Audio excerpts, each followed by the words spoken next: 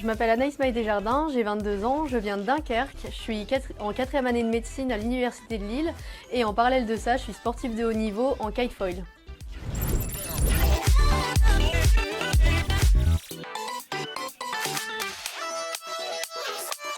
Comment je gère mon double parcours? Alors, moi j'ai beaucoup de chance parce que je suis suivie par mon université qui m'aide énormément pour justement mener de front les deux aspects de mon double projet. Et ça me permet vraiment de dégager du temps pour pouvoir m'entraîner et je peux me permettre aussi de dédoubler mes années pour pouvoir m'entraîner au mieux.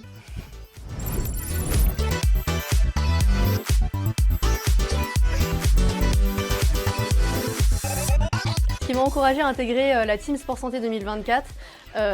En fait, ça faisait un petit moment que je commençais à réfléchir à, voilà, finalement j'ai une aventure qui est une aventure humaine assez sympa et que j'aimerais bien à travers de cette aventure pouvoir diffuser des messages de prévention, mais aussi en profiter pour diffuser des messages positifs pour essayer d'aider les gens et améliorer un petit peu le quotidien des Français. Mais j'avais beaucoup d'idées, mais je ne savais pas vraiment comment m'y prendre. Et c'est vrai que cette proposition d'intégrer la team Sport Santé, ça a été pour moi une évidence parce qu'en fait, finalement, ça me permet de concrétiser un petit peu toutes les idées que j'avais et qui n'avaient jamais vraiment vu le jour parce que je ne savais pas vraiment comment m'y prendre.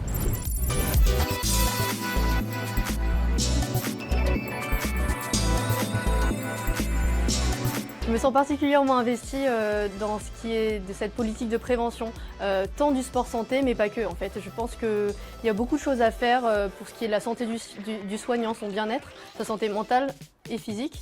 Et via mon double projet, je me suis rendu compte qu'il y avait beaucoup de choses en compétition qu'on pouvait vivre à l'hôpital.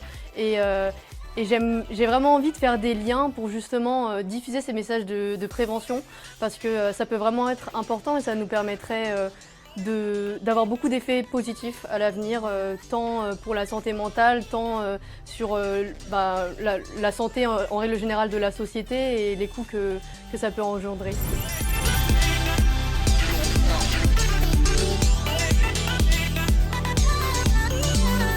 Les Français, en tout cas la majorité, pensent que le sport c'est courir 10 km, transpirer, être rouge. Et en fait le sport c'est pas que ça. En fait le sport, je pense que même ceux qui se disent pas sportifs peuvent trouver une discipline qui pourrait leur convenir. En fait le sport ça veut pas forcément dire aller courir, aller faire du vélo. Déjà il faut se motiver déjà à bouger et c'est progressif. Il faut pas toujours chercher à faire le meilleur possible.